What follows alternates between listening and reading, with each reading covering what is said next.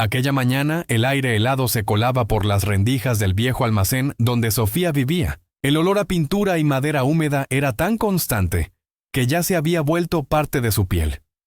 Entre latas de barniz y muebles rotos, ella pasaba los días lijando, restaurando y vendiendo lo que encontraba en la basura. Había aprendido a dormir en un rincón del taller, sobre un colchón fino cubierto de mantas manchadas de polvo. Cada amanecer era igual. Silencio, cansancio y una taza de café instantáneo, preparado con agua tibia.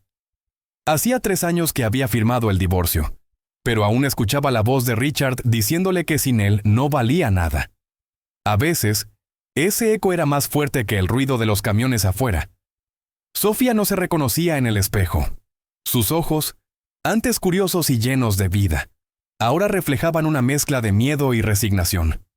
Había sido arquitecta, con honores y sueños inmensos, pero la manipulación sutil de su exmarido había borrado poco a poco esa identidad.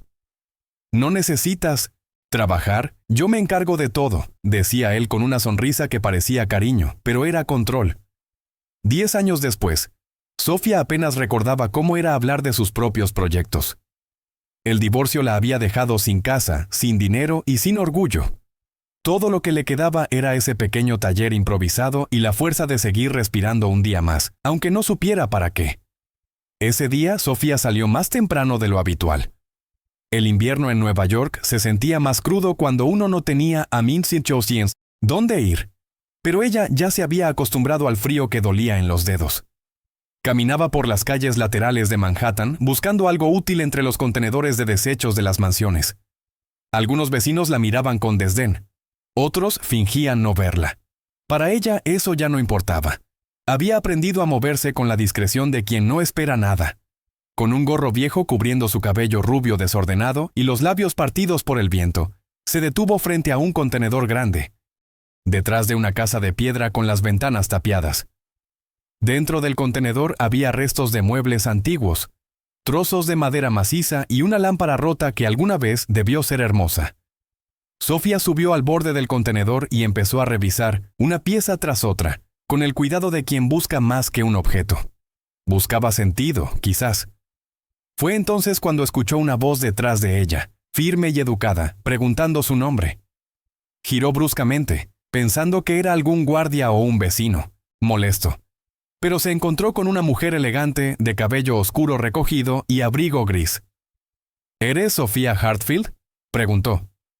Sofía no respondió de inmediato.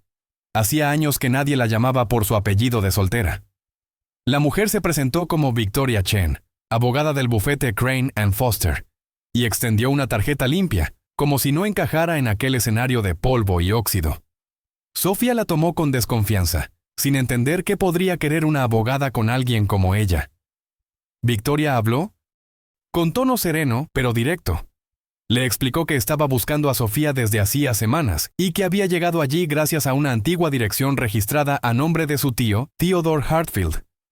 Al escuchar ese nombre, Sofía sintió un golpe en el pecho. Hacía más de 15 años que no veía a su tío, el único que alguna vez creyó en su talento como arquitecta.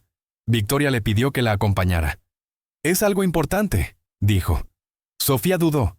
Miró sus manos manchadas de pintura y el contenedor, lleno de escombros, sintiendo que esa escena era demasiado absurda para tener sentido. Aún así, algo dentro de ella la impulsó a aceptar. Caminó junto a Victoria hasta un coche negro estacionado frente a la casa abandonada.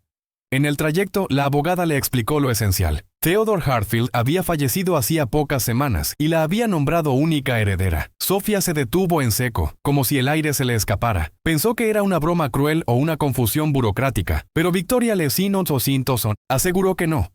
Todo estaba firmado, autenticado y registrado ante notario. Durante el trayecto hacia la oficina, Sofía no habló casi nada.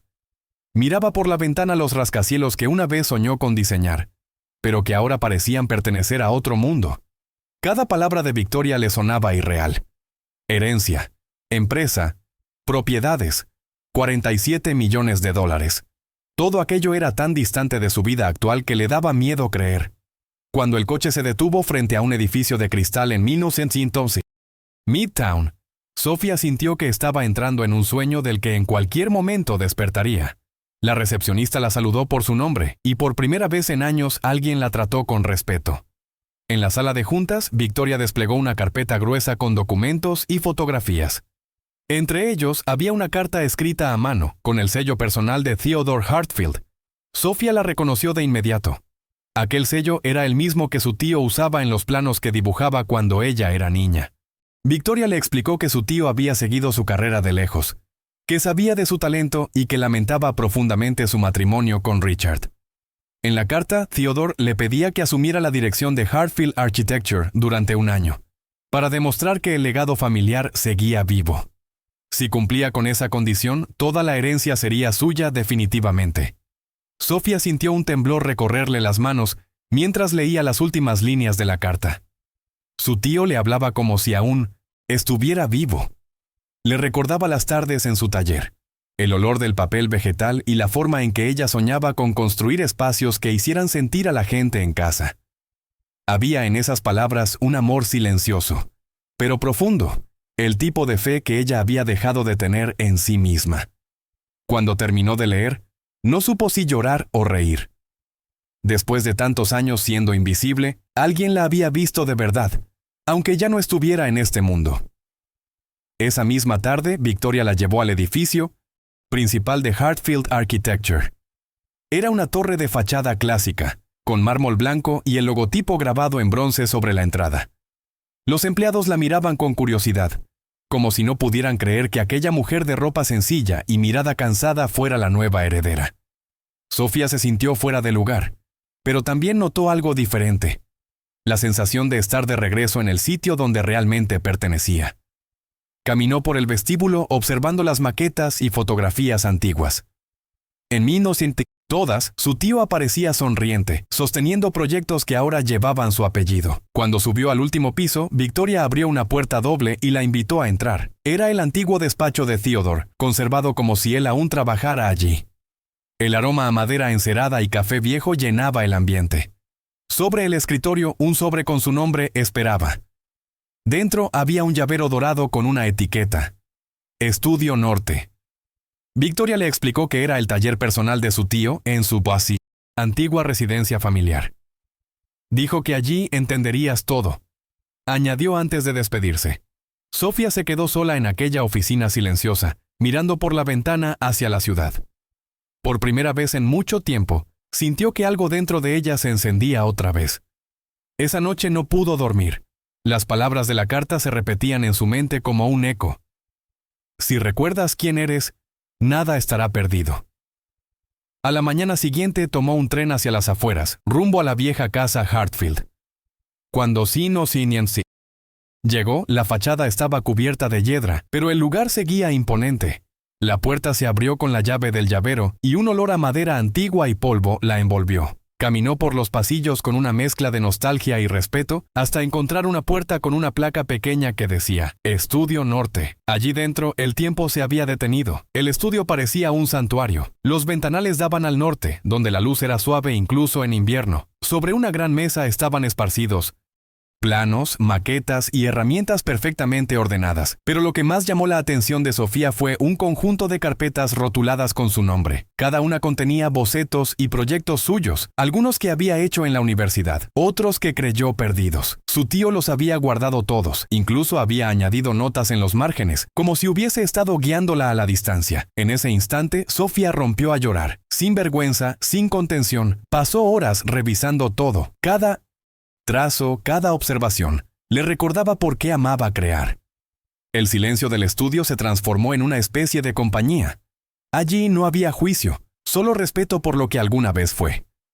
Cuando el sol empezó a caer, Sofía se sentó frente al gran ventanal y respiró profundo. Por primera vez en mucho tiempo, sintió que la oscuridad no la devoraba, sino que le daba espacio para empezar de nuevo. Esa noche durmió en un sofá cubierto de polvo, abrazando los planos como si fueran su única certeza. Al día siguiente supo que volvería a intentarlo.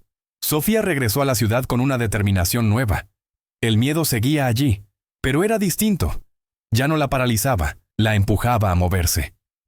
En su primer día como directora de Hartfield Architecture, sintió todas las miradas clavadas en ella. Algunos empleados murmuraban, otros simplemente fingían cortesía. Charles Carmichael, el presidente del consejo, fue el primero en subestimarla.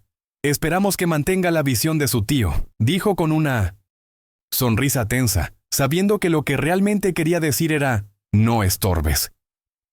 Sofía no respondió. Sabía que tendría que ganarse el respeto con hechos, no con títulos heredados. Durante las semanas siguientes se dedicó a observar. Llegaba antes que todos y se iba después.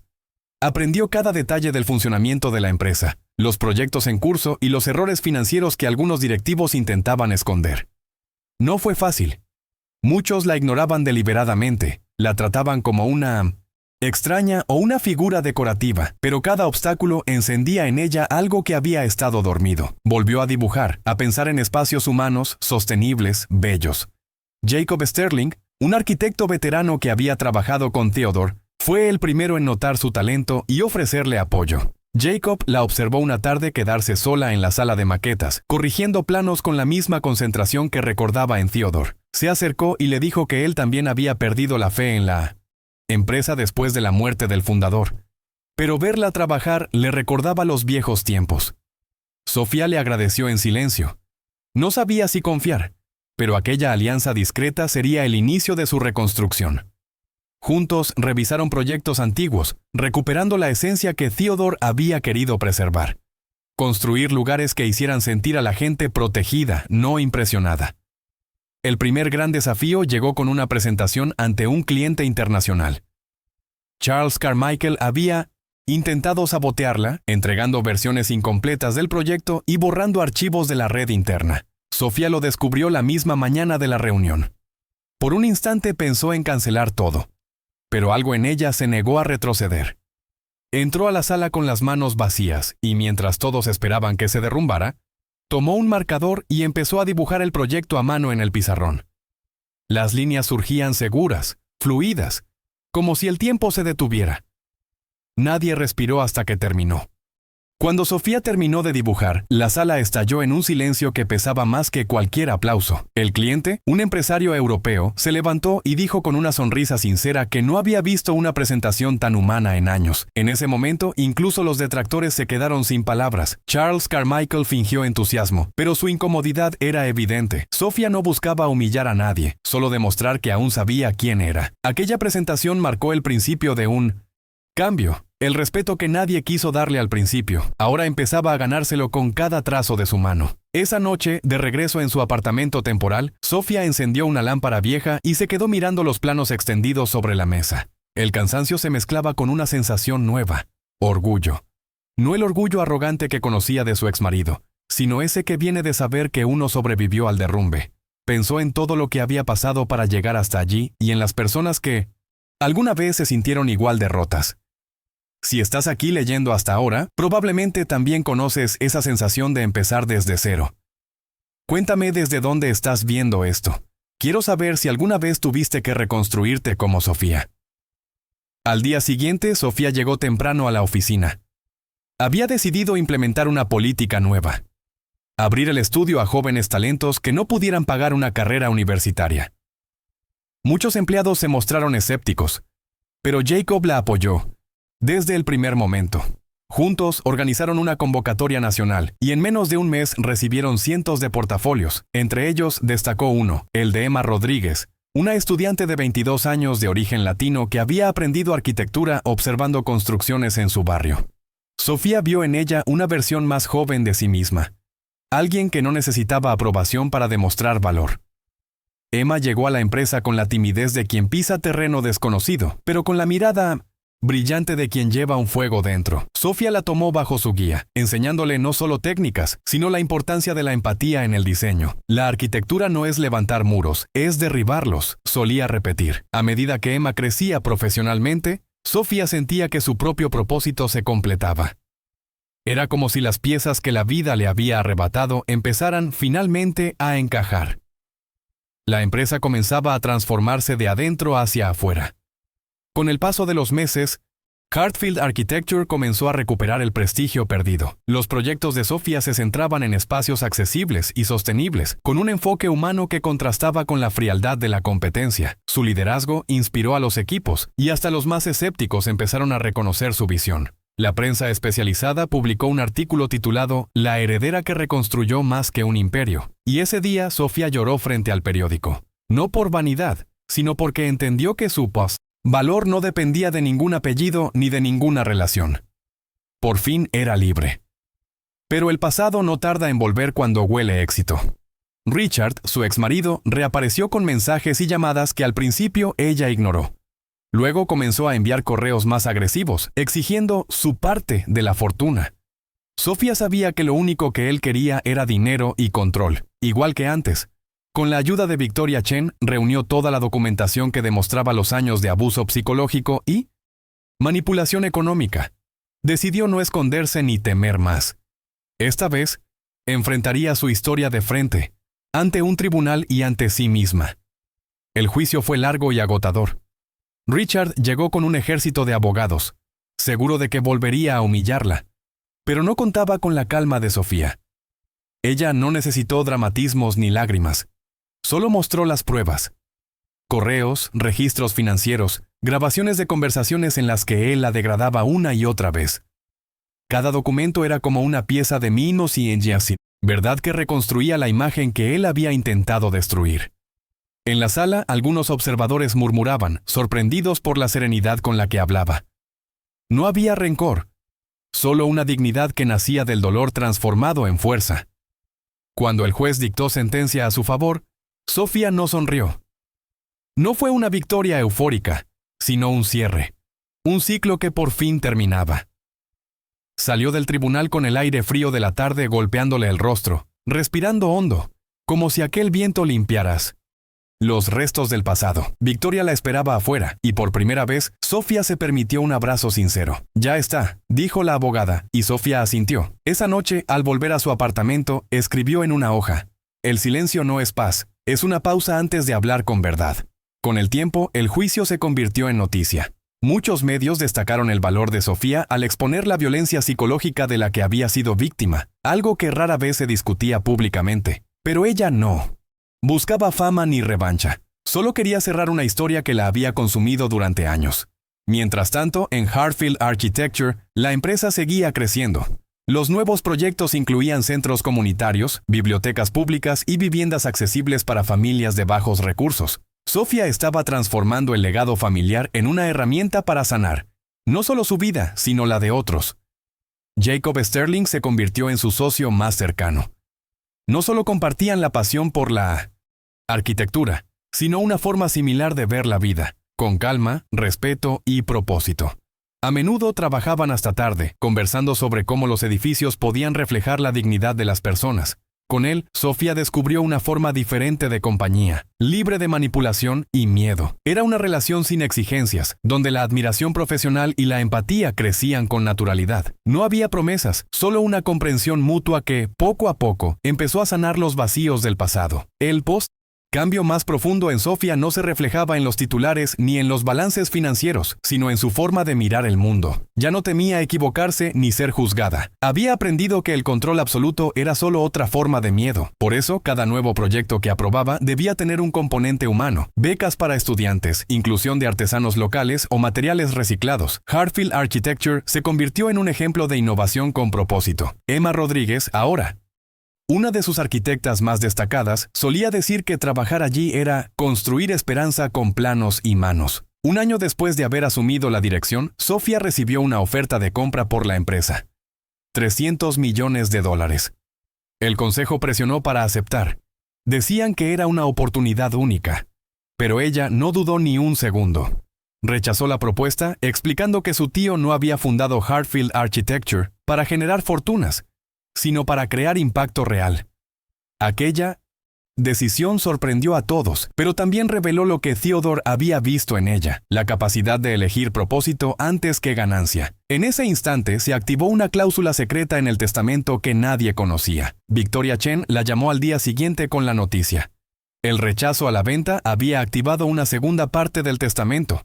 Theodore había dejado una herencia adicional de $30 millones, reservada para el caso de que su sobrina demostrara que el propósito valía más que el lucro. Sofía no lo podía creer. No se trataba del dinero, sino del mensaje detrás. Su tío había confiado plenamente en su criterio moral. Cuando leyó la carta adjunta, sintió que la voz de Theodore aún la guiaba.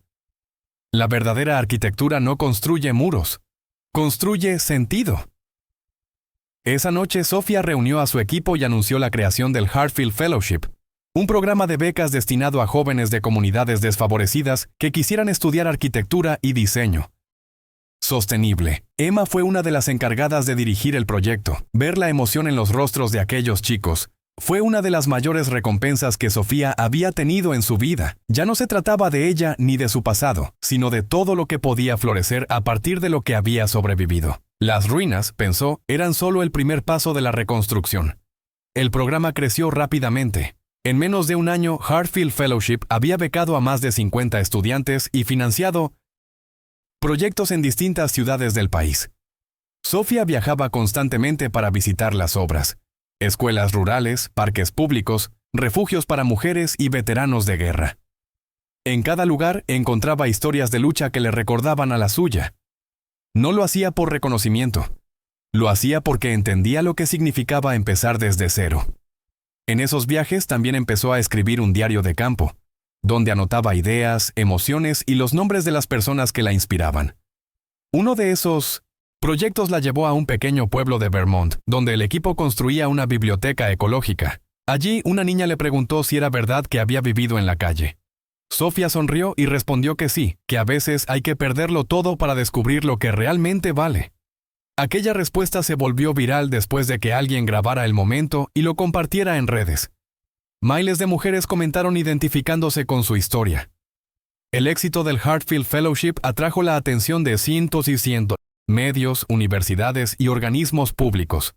Sofía fue invitada a dar conferencias, aunque siempre decía que no era una heroína, sino una sobreviviente con suerte.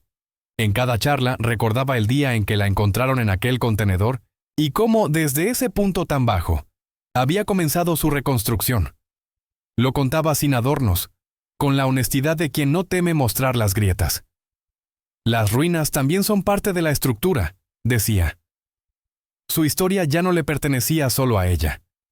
Se había convertido en un espejo para miles. Jacob la acompañaba a cada evento, siempre en un segundo plano, observando con orgullo silencioso. Aunque entre ellos existía un cariño evidente, ambos sabían que su conexión trascendía lo romántico. Era un lazo nacido de respeto, de experiencias compartidas y de una visión común. Una tarde, después de una conferencia en Chicago, él le confesó que Theodore estaría orgulloso. Sofía sonrió con los ojos brillantes y respondió: «Quizás ahora sí estoy construyendo lo que él soñaba». En ese momento, Jacob entendió que ella ya no buscaba aprobación. Se había convertido en su propio legado. Con el paso de los años, Sofía convirtió a Hartfield Architecture en una de las firmas más respetadas de Estados Unidos. Bajo su liderazgo, la empresa no solo generaba ganancias, sino también propósito. Las nuevas sedes en Seattle, Austin y Denver estaban diseñadas como espacios abiertos, donde estudiantes, arquitectos y artistas podían trabajar juntos en proyectos sociales. Sofía se aseguraba de que cada edificio reflejara un principio que su tío siempre repetía: la arquitectura es una conversación entre el ser humano y el espacio. Ese legado ahora latía en cada obra que llevaba su nombre.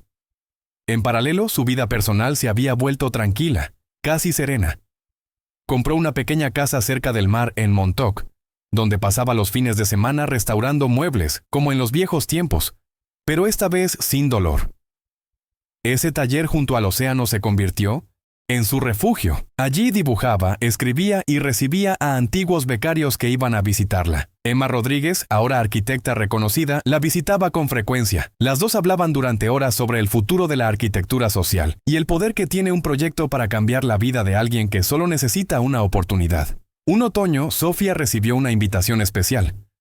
La universidad donde había estudiado quería homenajearla con un reconocimiento por su contribución al campo de la arquitectura social. Aceptó, aunque con cierta timidez. Cuando llegó al auditorio, vio cientos de rostros jóvenes esperándola. Algunos sostenían copias de sus proyectos, otros simplemente querían escuchar su historia. En el escenario, Sofía habló sin guión. Contó cómo había perdido todo, cómo la vergüenza la había llevado a esconderse y cómo el amor por su oficio la rescató cuando nadie más lo hizo. No habló de millones ni de títulos. sino de dignidad y segundas oportunidades. Sus palabras resonaron en el silencio del auditorio. Muchos estudiantes se limpiaban las lágrimas y los profesores la miraban con respeto genuino. Sofía terminó su discurso diciendo que el mayor error es confundir éxito con valor personal. Uno puede perderlo todo y seguir siendo valioso, afirmó. Esa noche, mientras salía del campus, se sintió ligera, como si parte de su historia finalmente hubiera encontrado paz. El viento frío de Nueva York ya no le recordaba pobreza ni soledad, sino movimiento. Era el Synthosy, mismo aire que la había acompañado desde aquel contenedor, pero ahora olía a libertad. Con el reconocimiento de la universidad, la historia de Sofía llegó aún más lejos. Su discurso se viralizó en redes y miles de personas comenzaron a enviarle mensajes contando cómo sus palabras les habían ayudado a no rendirse. Sofía respondía a algunos personalmente, especialmente a mujeres que atravesaban situaciones de abuso o pérdida.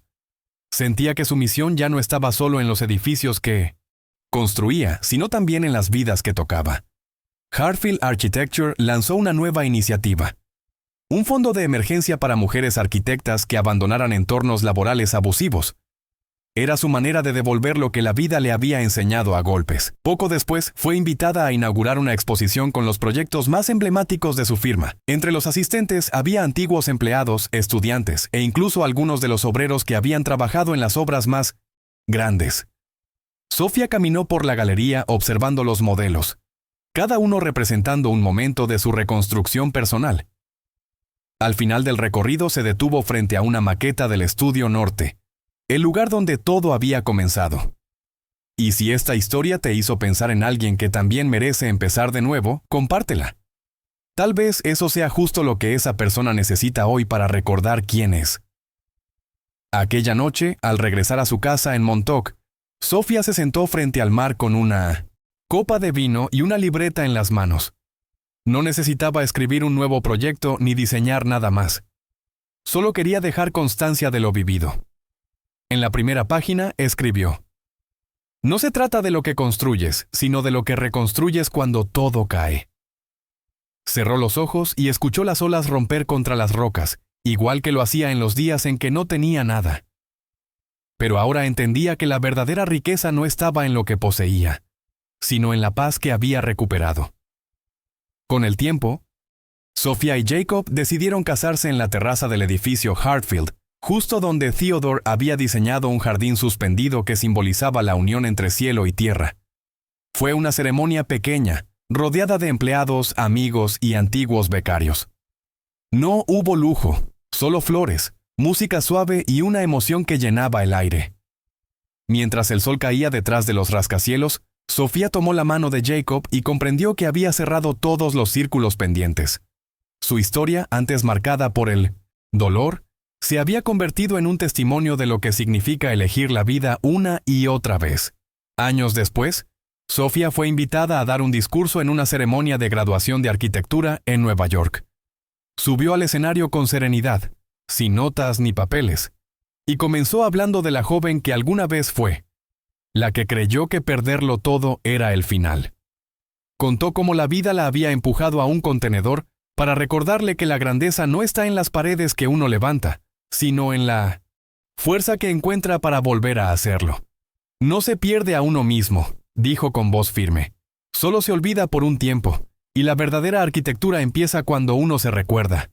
El auditorio estalló en aplausos. Después del evento, Sofía se quedó sola en el escenario, mirando las sillas vacías. Sonrió, con esa paz que solo se alcanza cuando las heridas ya no duelen, sino enseñan. Desde el fondo de la sala, Emma Rodríguez la observaba con lágrimas en los ojos. Sabía que ese discurso era el cierre perfecto para una historia que no hablaba solo de edificios, sino de humanidad. Afuera, el cielo de la ciudad se iluminaba con el reflejo de los rascacielos que llevaban su apellido. Sofía Hartfield ya no era la mujer del contenedor, sino el alma que había aprendido a construir futuros con las ruinas del pasado.